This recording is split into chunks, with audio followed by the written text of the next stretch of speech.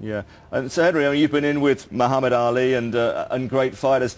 You look at the sort of the British fighters down the years. I mean, is it time for a new great British champion and a world champion? Can David Haye be that man?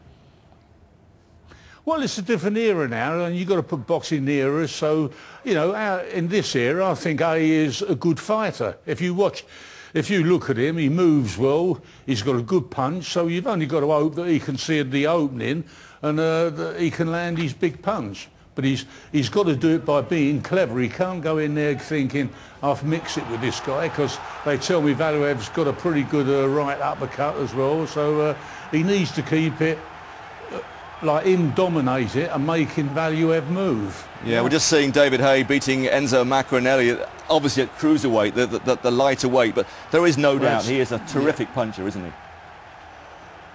He is a big puncher, yeah, but as I say, now he's stepped up to the big boys. Does it matter though, if you hit somebody on the chin, Henry, if you hit someone on the chin, on the button, he's going to go down however big he is, isn't he?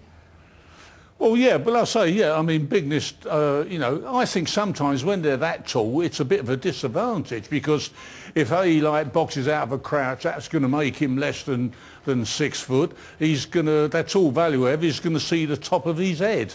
So he's got to punch downwards. So that's a disadvantage for any fighter. All good punches are moving up, are coming up, you know, punching up.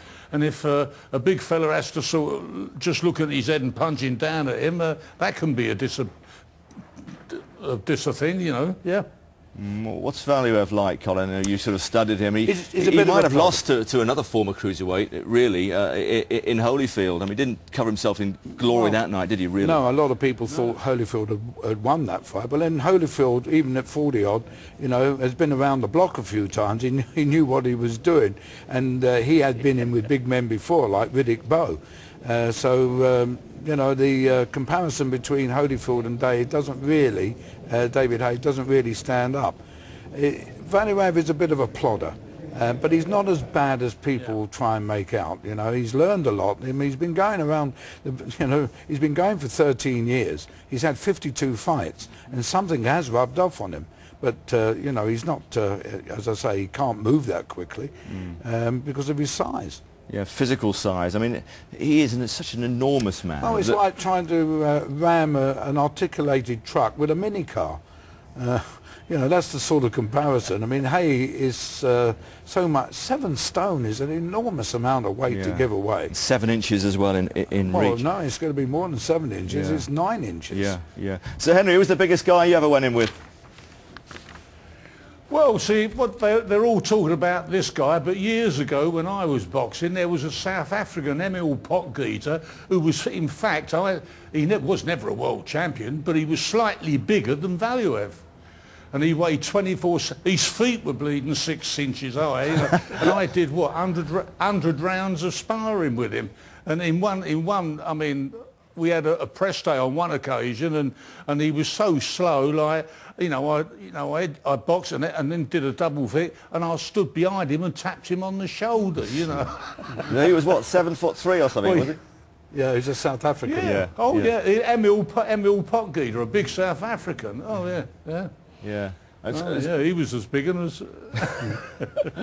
It's the great thing about tonight, I think, is, you know, the fact that so many people are interested in just the physical difference. Can a man that small knock out a man that big? Of course, as I say, you didn't have to write the script. It was there for us. I mean, we actually have got a David and fighting a Goliath, and it's. The only trouble is, of course, that David, who knocked out, who killed Goliath, did it not with a boxing glove, he did it with a slingshot and a rock. So if Haye could bring that into the ring with him, he'd have an even better chance. Do you worry about his lack of experience? Because he's only had, what, 23 fights? It's not his lack of experience, it's lack of experience against heavyweights. He's only ever fought a couple. And the last one he fought, he was on the floor against Monty Barrett, who is considered a journeyman heavyweight. Yeah. So, you know, that is his problem. Much slower than him, isn't he? I mean, he's not but if he hits him on the chin, and David hasn't got... There's 2 great things going against David Haye. One is his chin, and the other is his stamina. There's nothing wrong with his punch power, there's nothing wrong with his boxing skills. But, you know, when you're fighting a heavyweight, if you haven't got a chin and you haven't got a stamina, you could be in trouble. Sir Henry, almost kidding. out of time. Let's ask you how you think it's going to go tonight. And where's your heart and your head telling you it's going to go? Well, basically, my head tells me the big guy is going to win. Valuev is going to win it. But my heart thinks that and hopes that David can, if he has the right tactics, you know, and he can get around and box him and not be shoved around and, you know, pushed around, he's in there with a puncher's chance. Let us hope you're right. Thank you very much for speaking to us this morning. Great to see you looking so well. Great name from the past, Henry Cooper. Colin? Well, I was with Henry about 10 days ago at a dinner at the Guildhall, and I asked him, "You got any advice for David Haye?" And he said, "Yeah, tell him to join Bupa." Get a shot. Join Bupa, yeah, get that. Your tip tonight, Colin? Valuev, I'm afraid. I mean, you know, my heart would love to see David Haye because it would be wonderful for British boxing and wonderful for heavyweight boxing. But being pragmatic, I think Valuev is just too big. Yeah, okay.